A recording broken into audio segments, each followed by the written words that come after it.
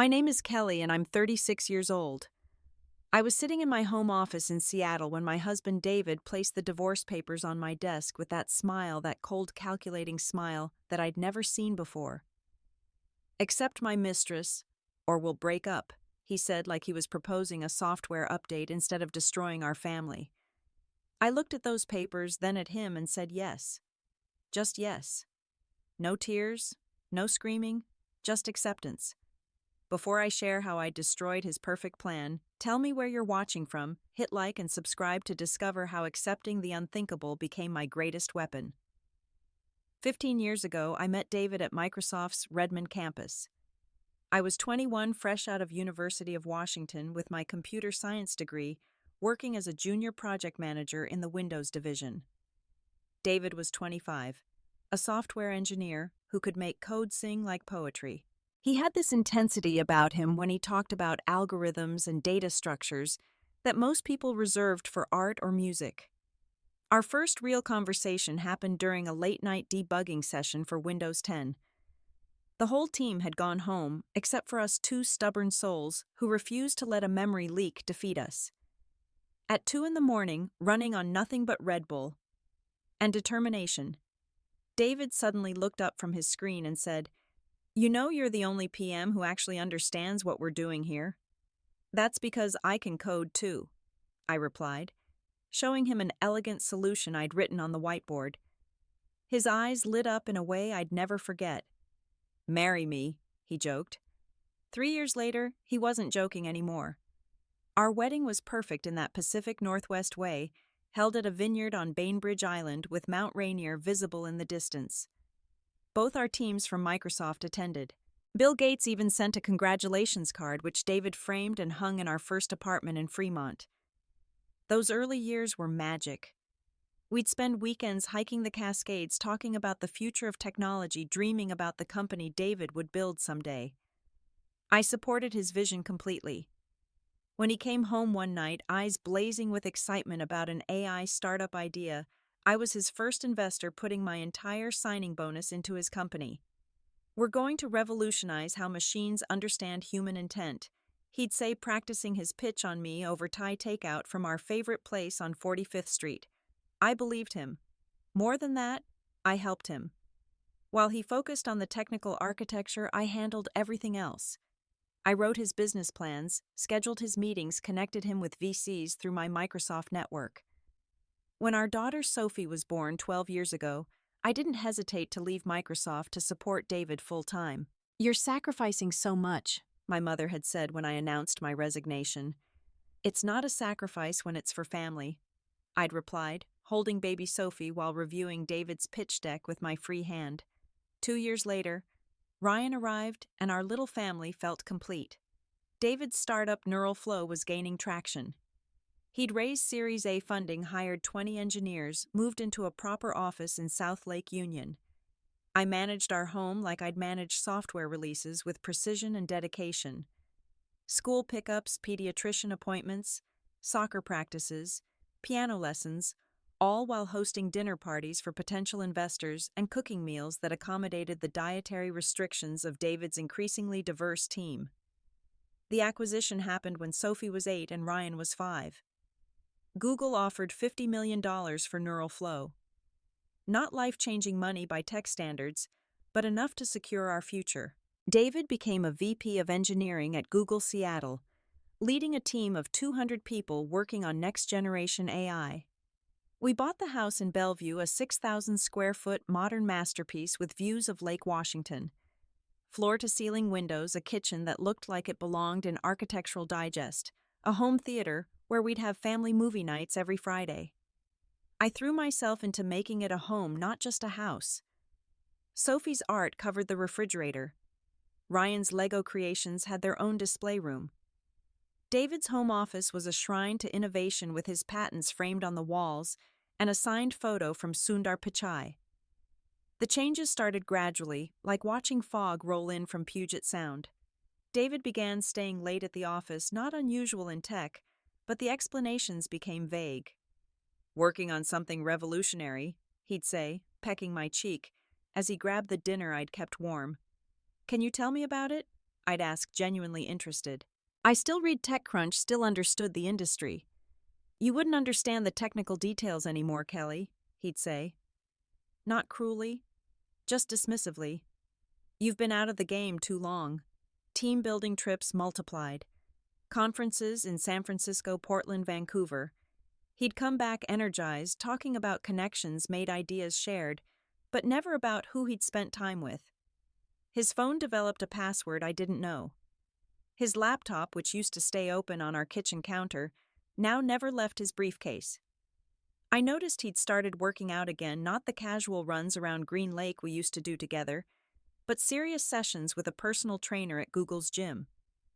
New clothes appeared in his closet, designer jeans and fitted shirts that cost more than our monthly grocery bill. He switched from regular Safeway coffee to some exotic blend from a roaster in Capitol Hill.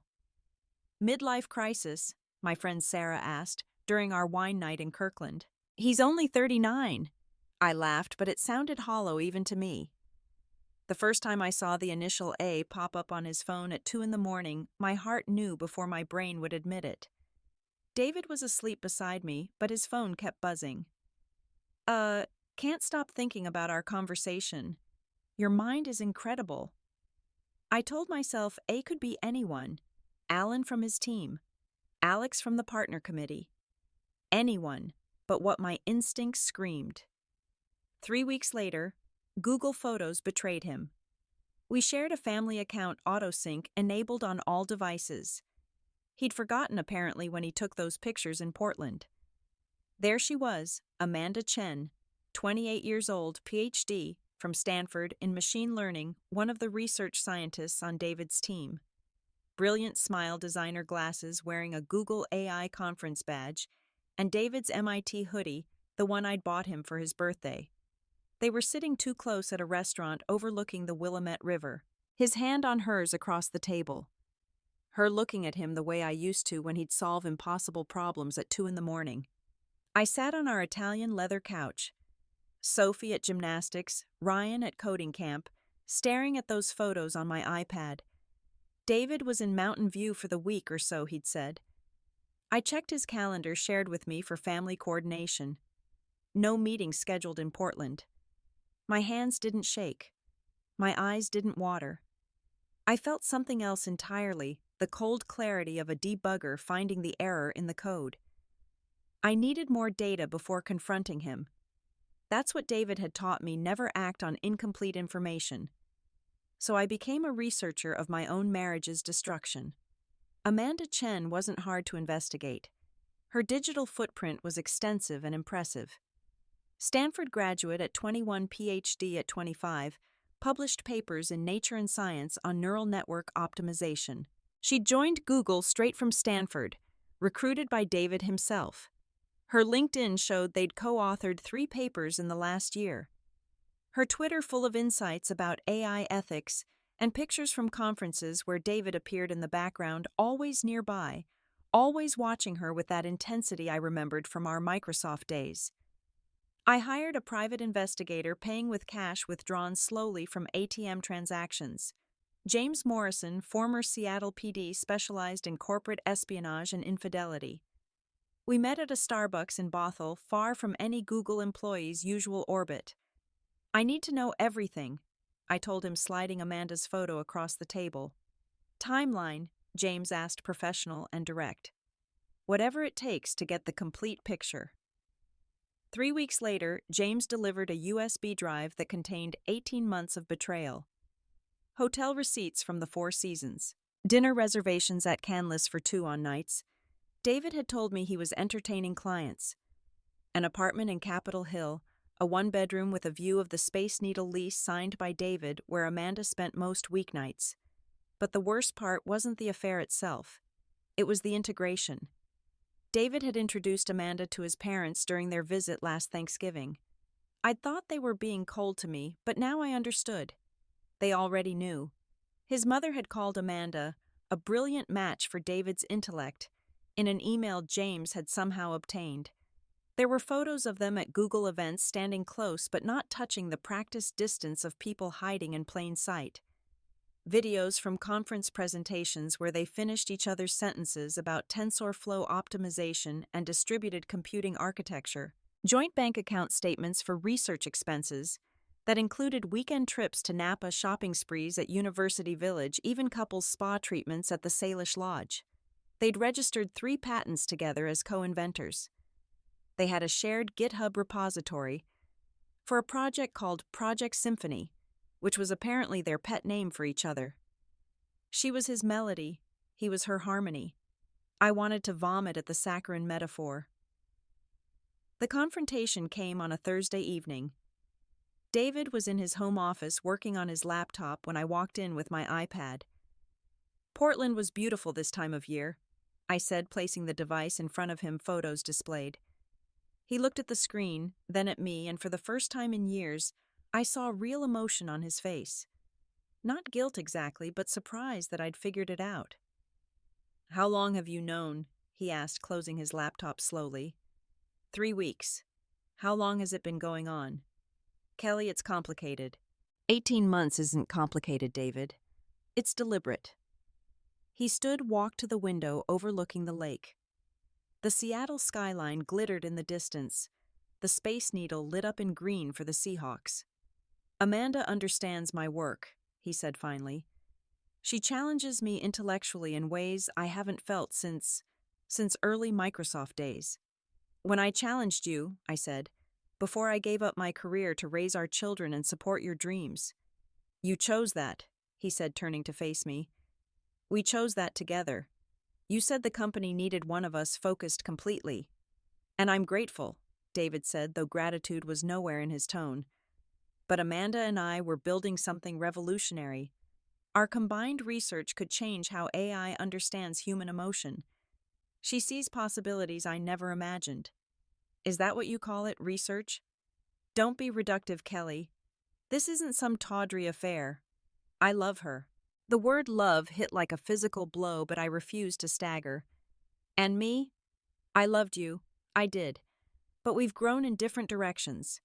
You're a wonderful mother, an excellent household manager.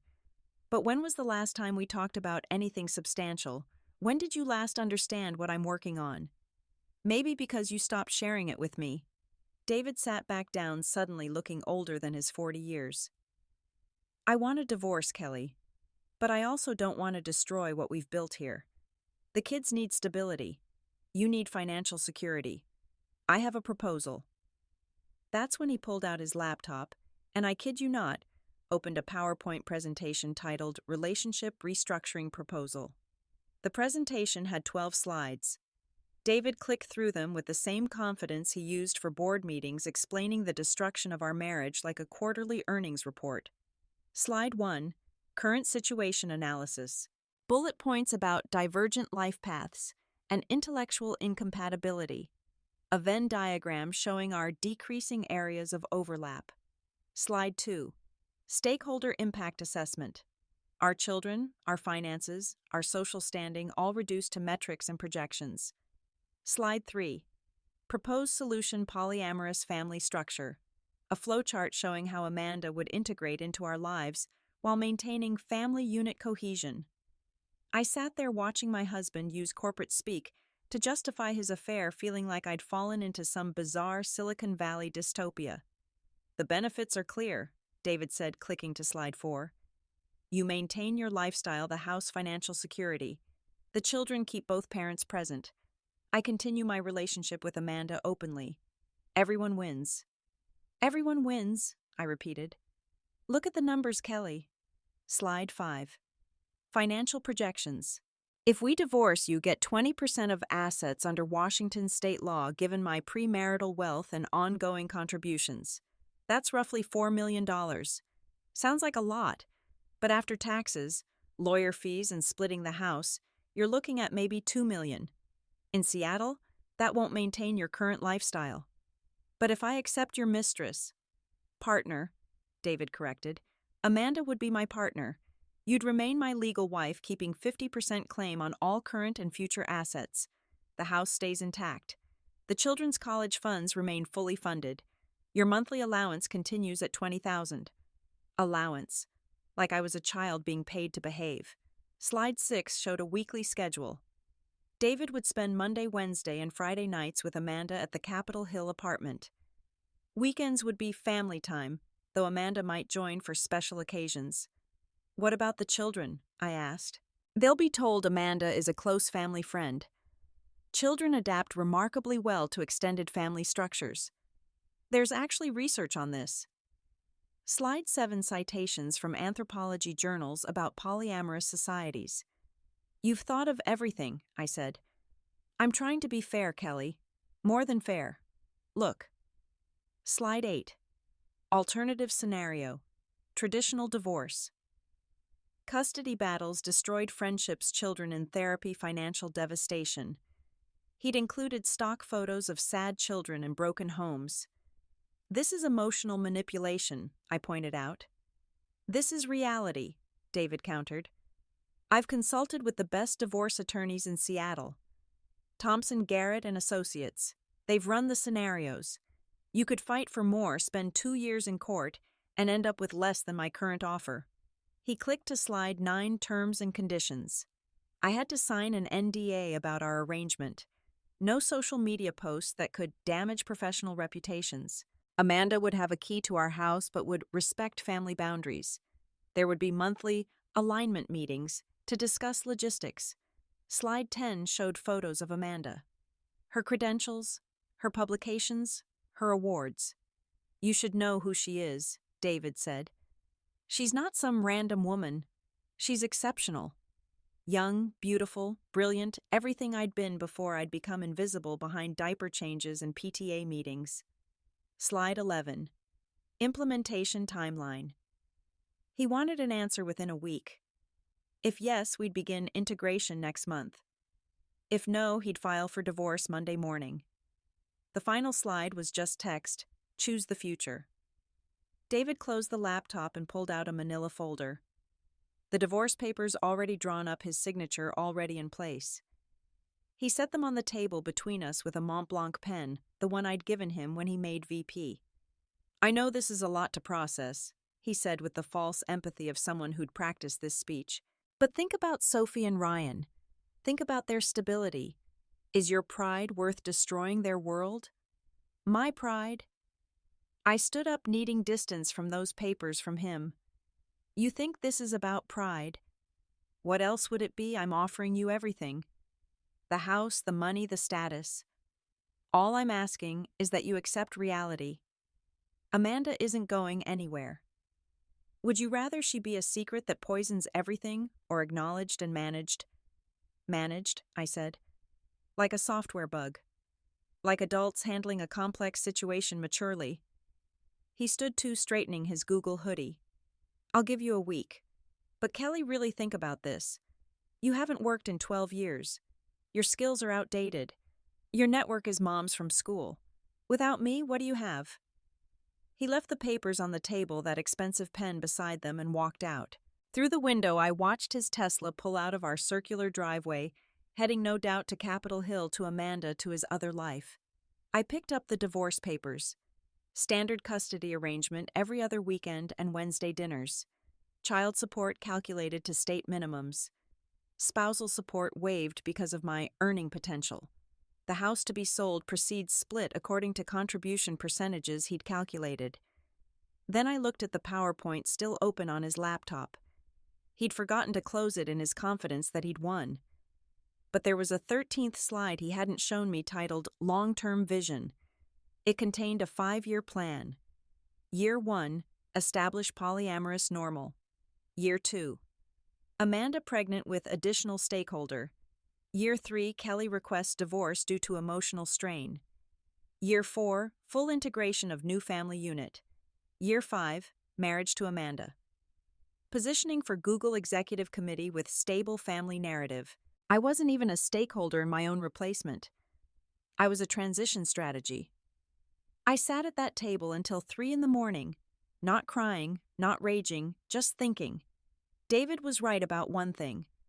I needed to think about the future, just not the one he'd planned. The next morning, I called Janet Watanabe, my closest friend from Microsoft, who'd become a successful attorney specializing in tech industry divorces. We met at her office in Pioneer Square, a corner suite with views of Elliott Bay. David wants me to accept his mistress or divorce with minimal assets, I explained, showing her the papers and PowerPoint. Janet studied everything carefully, her expression growing darker with each slide. "This is impressively cruel," she finally said. "Also impressively stupid." David forgot about Washington's cryptocurrency disclosure laws. What? He filed a financial statement last month for a Google stock option exercise, but I can see gaps. Has he invested in crypto? Other assets he might not have disclosed. I thought about the evening David had spent excitedly explaining blockchain to Ryan, his laptop open to what looked like trading platforms. Maybe. We need to dig. But first tell me about Amanda. I told her everything James had discovered. Janet took notes, occasionally asking for clarification. "The joint account for research expenses is interesting," she said. "If they're commingling personal and professional funds, that's an ethics violation at Google. But Kelly, I need to tell you something difficult. More difficult than this. David's right about one thing. The conventional divorce route won't favor you significantly.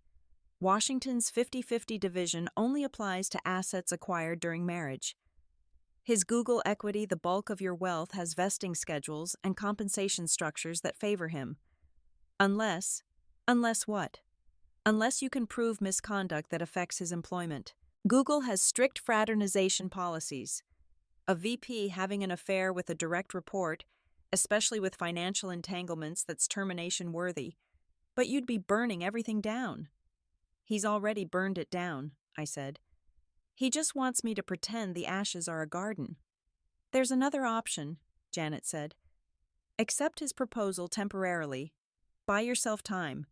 You need 6 months to establish financial independence, document everything, and position yourself strategically.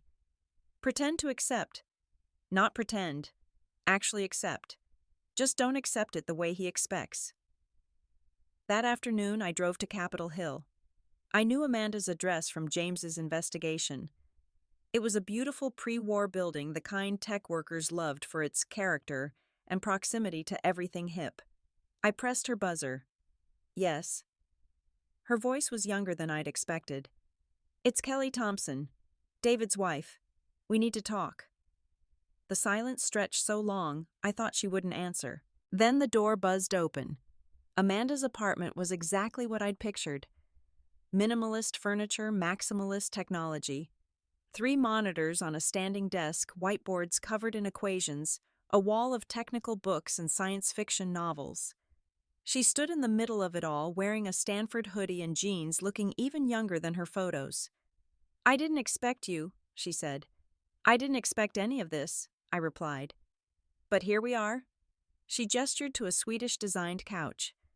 We sat at opposite ends, the Seattle skyline visible through her window, the Space Needle perfectly framed like a postcard. "David showed me his PowerPoint," I said. Amanda laughed, sharp and bitter.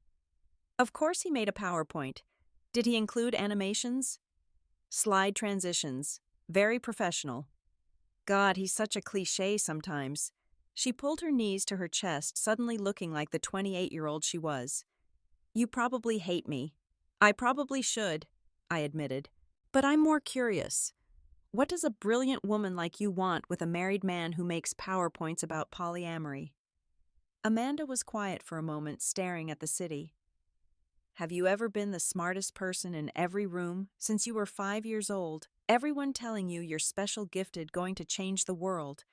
Then you meet someone whose mind works like yours, who sees patterns the way you do, who can keep up when you're thinking at light speed." "I have actually," I said. "I met him at Microsoft. Then I had his children and disappeared into domesticity while he found you." She flinched. "I didn't mean it like that." "How did you mean it?" "I mean, I don't want your life, Kelly. I don't want kids or a house in Bellevue or PTA meetings. I just want David's mind. Our research together, it could revolutionize how AI interprets human emotion.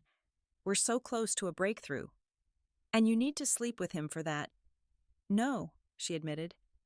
"That just happened. We were in Portland for a conference, working until 4 a.m. on a proof. And suddenly he was kissing me and I was kissing back, and I knew it was wrong, but it felt like destiny. Destiny, I repeated. I know how it sounds. The younger woman, the cliché. But I love him, Kelly. Not his money or status. Him.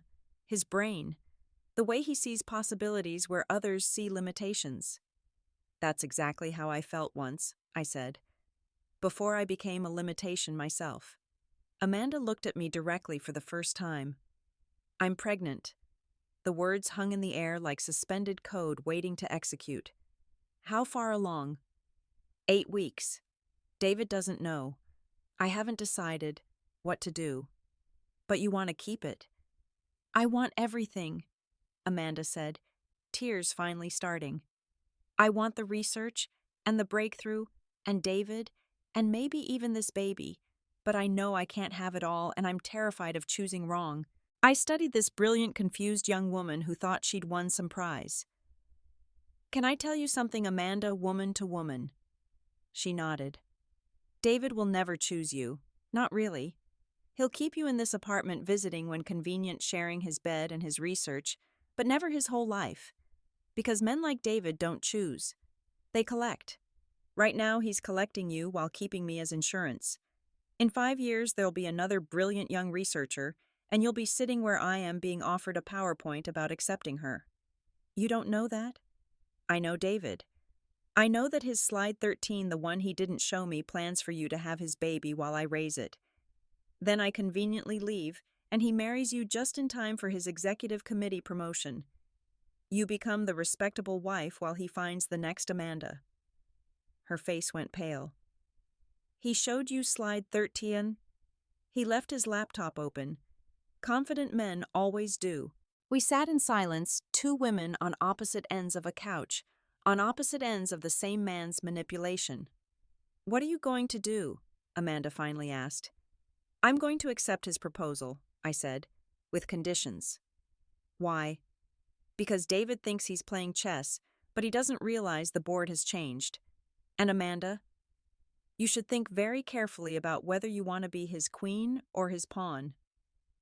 I left her apartment and drove home through Seattle traffic past the tech campuses that were reshaping our city, past the coffee shops where startup dreams were pitched, past the parks where families like mine used to seem whole. Sophie was at the kitchen table doing homework when I arrived. Mom, can you help with this coding assignment? Let me see, I said, looking at her screen. Basic Python, the kind of problem I could solve in my sleep even after 12 years away. As I helped her debug her code, I thought about David's words. Your skills are outdated. Maybe. But debugging was debugging whether it was code or a marriage or a life that had gone off track. That night I called David. I'll accept your proposal. Really? He sounded genuinely surprised. On one condition. I need 6 months to adjust. No Amanda at the house, no family dinners, no integration until the kids finish this school year. That seems reasonable, David said, relief flooding his voice. Kelly, you're making the right choice. This is best for everyone. Yes, I agreed. It is. After we hung up, I opened my laptop not to check Facebook or shopping sites, but to access something I hadn't looked at in years, my GitHub account. Still active, still connected to repositories from my Microsoft days. I started coding that night. Not anything complex, just warming up neurons that had been dormant. By 3 a.m., I'd built a simple machine learning model that could predict emotional states from text input. It was basic compared to what David and Amanda were building, but it was mine. Over the next week, I dove deeper. Online courses from MIT and Stanford, the same programs Amanda had graduated from. Machine learning neural networks, natural language processing. My brain, which David thought had atrophied behind grocery lists and carpools, came roaring back to life. 2 months into our arrangement, I was ready for phase 2. David had relaxed completely, believing I'd accepted my fate. He spent his scheduled nights with Amanda, coming home the next morning smelling of her lavender shampoo, humming with the satisfaction of a man who'd gotten everything he wanted. Meanwhile, I'd enrolled in a coding boot camp under my maiden name, Kelly Hashimoto. remote learning cameras off just another anonymous student reskilling for the tech economy. But I wasn't anonymous to everyone. The instructor recognizing my work reached out privately. Kelly, from the Windows kernel team. That was a lifetime ago, I replied. Your solutions are elegant, nostalgic, almost like you're remembering rather than learning. You working on something. You could say that. The something was inspired by David and Amanda's research, but inverted. While they were teaching AI to recognize human emotion, I was building AI that could mask it. A privacy tool that could neutralize emotional indicators in text-making communication truly anonymous. In an age of surveillance capitalism, where every keystroke revealed our inner state to advertisers and employers, my tool offered freedom. I called it tabula rasa, clean slate. Working at night after the kids were asleep, I built the prototype.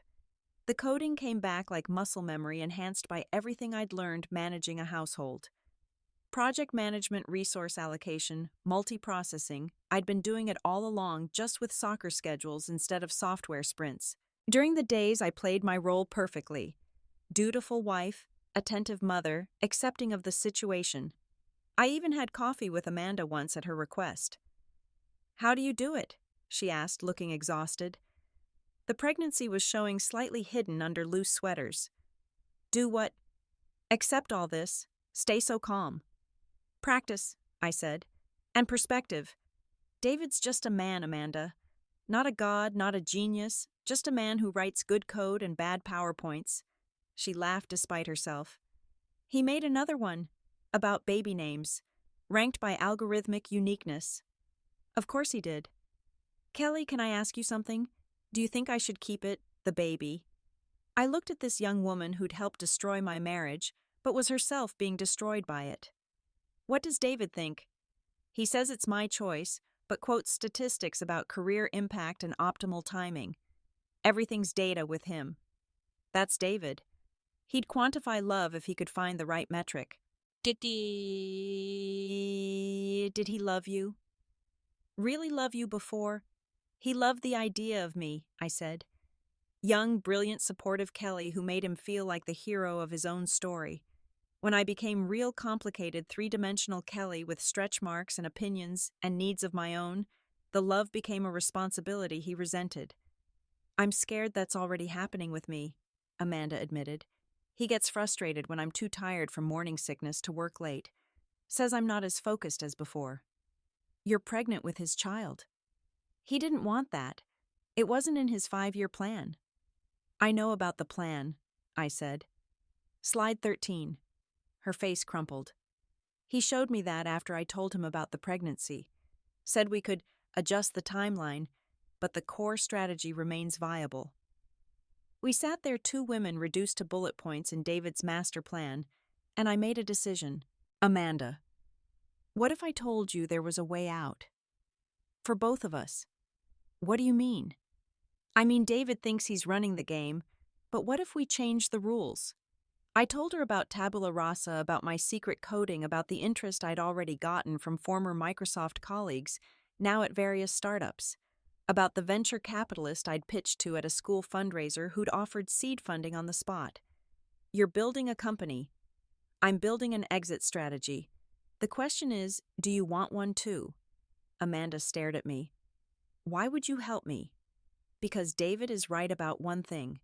Women like us, we're brilliant. But separately, we're just casualties of his ambition. Together, we could be something else entirely. What? Dangerous. That night, David came home excited. Google had approved his research proposal with Amanda as co-lead. We're going to present at NEUR-IPS, he said, opening champagne I pretended to sip.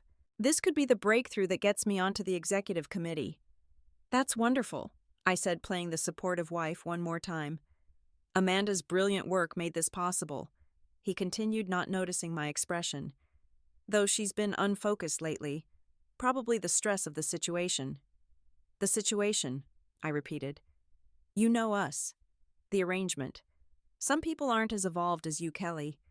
They can't handle complexity. I wanted to laugh at the irony. David, who thought he was so complex, was actually the simplest equation in the room. Ego plus opportunity equals betrayal. It was as predictable as gravity. Over the next 3 months, Amanda and I met secretly planning our own disruption. She fed me information about David's research, not the proprietary stuff, but enough to understand the gaps in the market.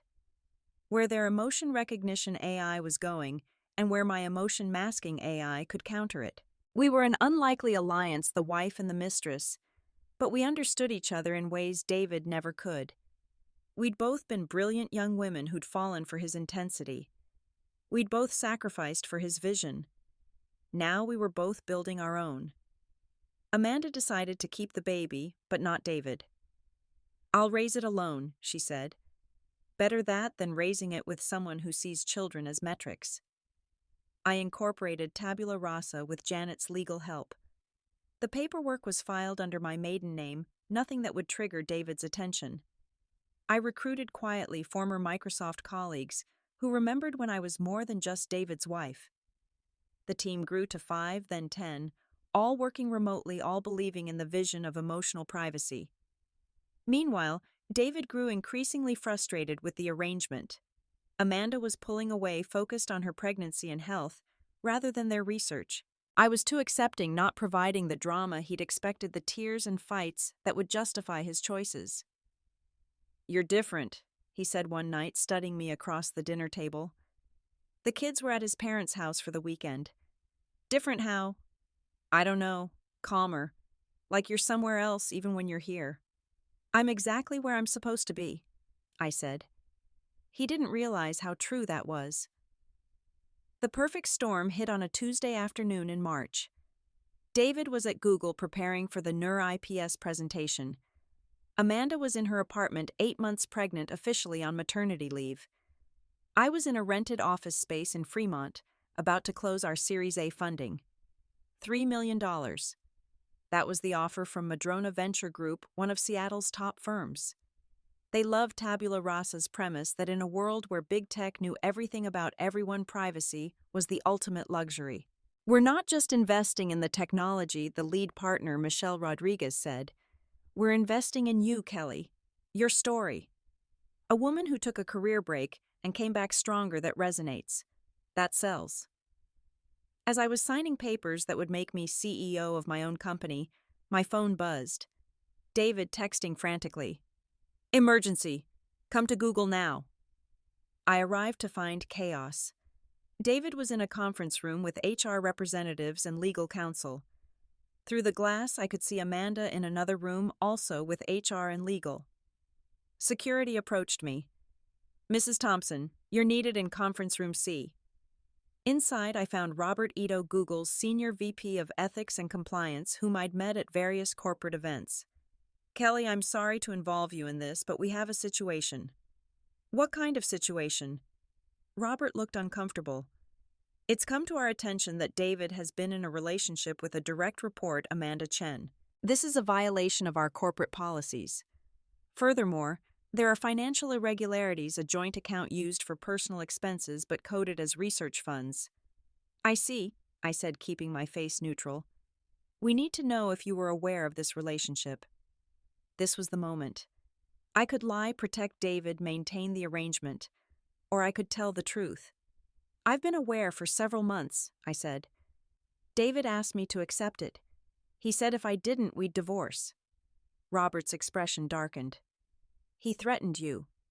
He presented it as a business proposal. He actually made a PowerPoint." "A PowerPoint?" Robert repeated, disbelief evident. "I have a copy if you'd like to see it." What followed was swift and brutal. David was suspended pending investigation. Amanda, as the subordinate, was offered a generous exit package to avoid litigation. The research project they'd worked on was put on indefinite hold. But the real blow came when David discovered tabula rasa. I was in the kitchen when he stormed in, laptop in hand, face purple with rage. "You started a company behind my back." "You started a relationship behind mine," I countered. "That's different. This is corporate espionage. You're building something that directly competes with my research." "I'm building something that protects people from your research," I corrected. And it's not espionage. I haven't used any of Google's IP. Everything is original code written by me and my team. Your team. He looked like he'd been slapped. You have a team. 10 engineers. Some of the best minds from Microsoft, Amazon, and yes, even Google. Though not from your division, that would be unethical. David sat down heavily, the fight draining out of him. How long? 5 months. Since the day I accepted your proposal. You played me. You played yourself, David. You were so busy congratulating yourself on manipulating 2 women that you never noticed we were talking to each other. Amanda knew. Amanda is my co-founder. I lied. She wasn't, but David didn't need to know that. Silent partner, of course. She's quite wealthy from her Google exit package. David's face went from purple to white. She betrayed me. No, David. She chose herself. Just like I did. Just like you did when you started this whole mess. He stood up, pacing now, the nervous energy I remembered from his debugging sessions. The board will never let this happen. A VP's wife competing with Google, they'll bury you in lawsuits. Actually, they're investing, I said. Robert Ito called an hour ago. Google Ventures wants in on our Series B. Turns out they love the idea of emotional privacy tools. It addresses the criticism about tech overreach. And the optics. A woman executive who survived infidelity and built something amazing, that's the kind of story tech needs right now. This is insane. You're not qualified to run a tech company. You've been out of the industry for 12 years. 11 years and 7 months, I corrected. And in that time, I managed a household budget of $500,000 annually, coordinated schedules more complex than any sprint planning negotiated with everyone from contractors to teachers to your impossible mother, and somehow raised 2 children while supporting your career. If that's not executive experience, I don't know what is.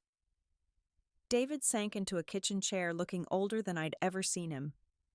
What happens now? Now you move out. You pay child support and alimony according to Washington state guidelines. You see Sophie and Ryan according to the custody arrangement we'll negotiate. You go on with your life, probably with another young engineer who thinks you're brilliant. And you. I run my company. I raise our children. I prove that the best revenge isn't living well, it's living authentically. Kelly, wait. He grabbed my hand as I turned to leave. Did you ever love me? Or was it all just calculation? I looked at this man I'd once thought was my future, who'd become my past faster than either of us had expected. I loved you completely, David. That's why your betrayal freed me. If I'd loved you less, I might have accepted the crumbs you offered. Instead, I realized I deserved the whole feast. 2 days later, David moved into a corporate apartment in South Lake Union. The divorce papers he'd drawn up, the ones meant to intimidate me, became irrelevant. With his Google suspension and my documented evidence of coercion, my lawyer negotiated a settlement that gave me 60% of assets, the house, and primary custody. Amanda had her baby, a girl she named Sophia, not after my daughter and after the goddess of wisdom. She moved back to Palo Alto, taking a research position at Stanford, far from David and the mess they'd created together. And David last. I heard he was dating a 25-year-old software engineer from Amazon.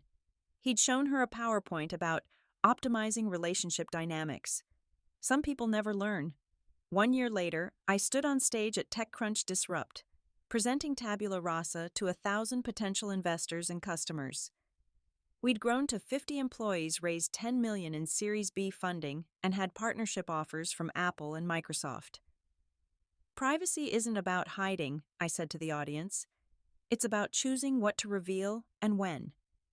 In a world where algorithms read our every emotion, where our digital footprints reveal our deepest selves, Tabula Rasa gives you control over your own narrative. The irony wasn't lost on me. I'd spent a year hiding my true self, accepting an unacceptable situation while secretly building my escape. Now I was selling that same power to others. After my presentation, Sophie and Ryan ran up to the stage, flowers in hand. They'd insisted on coming, wanted to see their mother as CEO, not just as mom. You killed it, Sophie said, using slang she'd learned from my younger engineers. Mom's a boss, Ryan added, making me laugh. We went to dinner at a small place in Soma. Nothing fancy, just good Vietnamese food and honest conversation.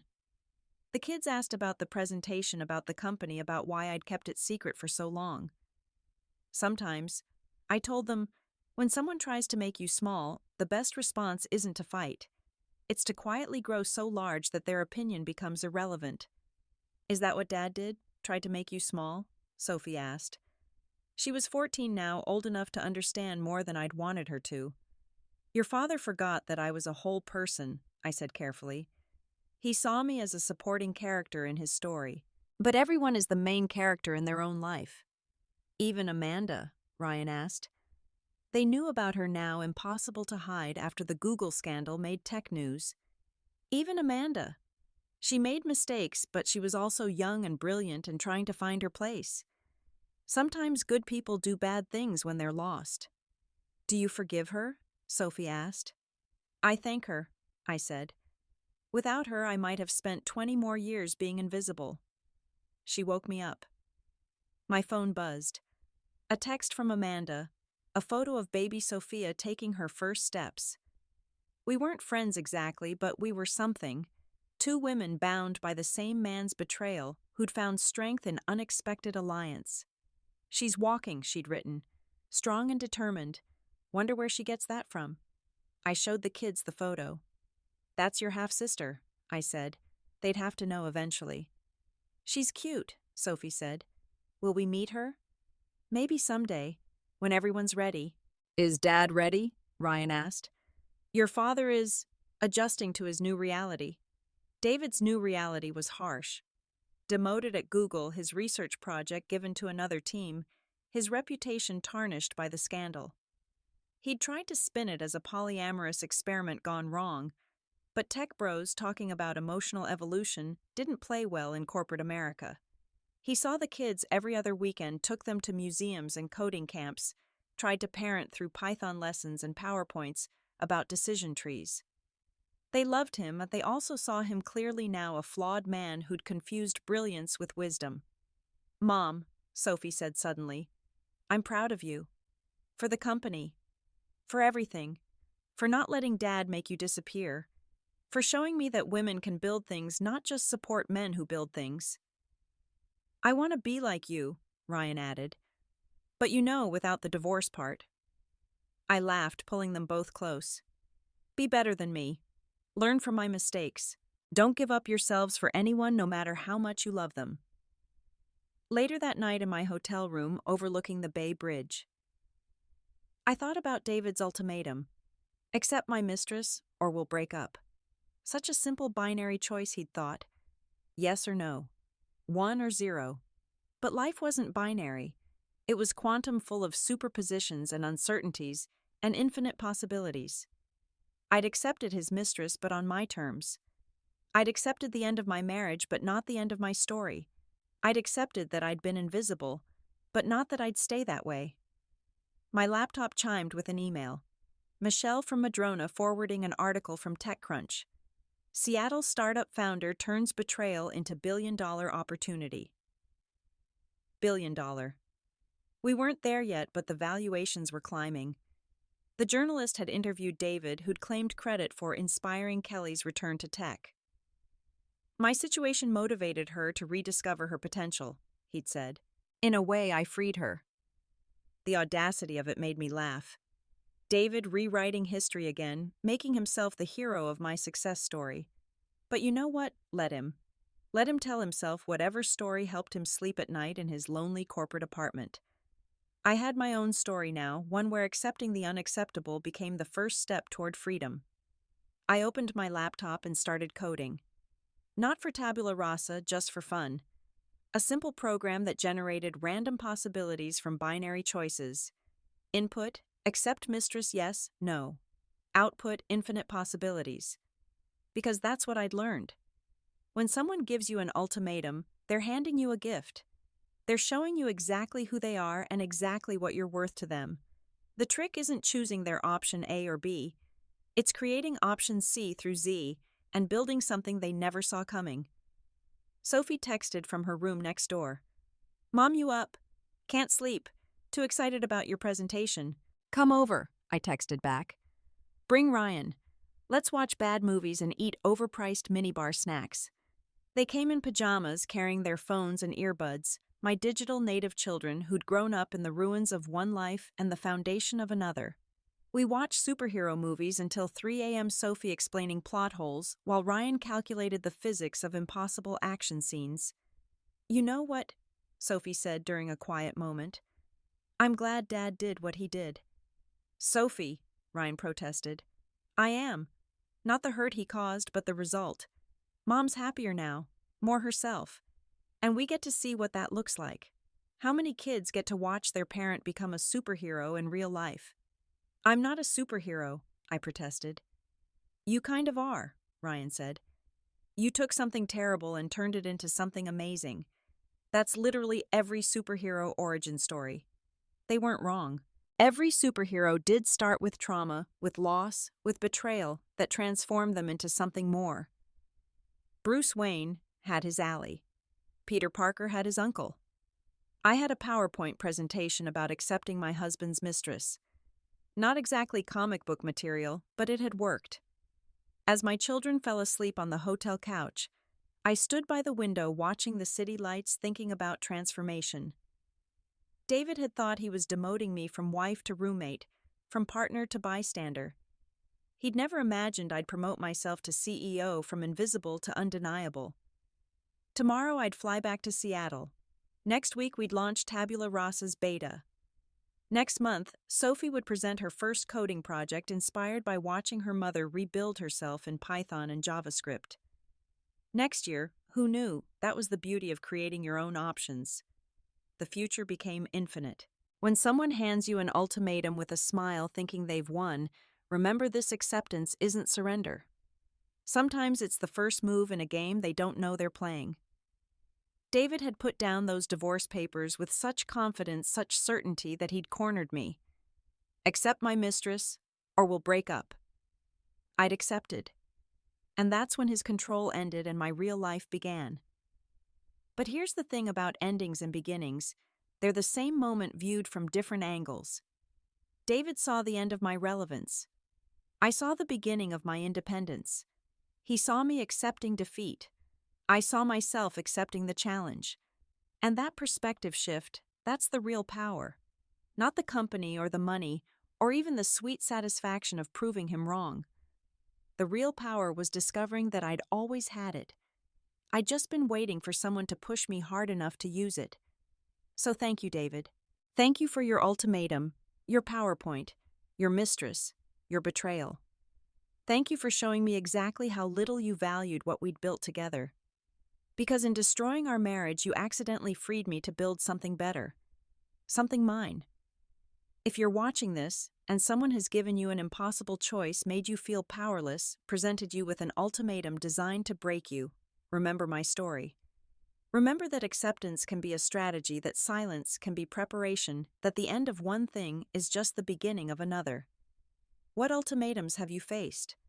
What impossible choices have you turned into unexpected opportunities? Share your stories in the comments below. Let's build a community of people who refuse to be limited by someone else's options. If this story resonated with you, please hit that like button and subscribe for more content about resilience, redemption, and the art of the comeback. Share this with someone who needs to hear that they have more options than they think. Thank you for listening to my journey. Remember, you're stronger than their ultimatums, smarter than their manipulations, and capable of creating futures they never imagined. Your story isn't over. It's just beginning. And beginnings, those are full of infinite possibilities.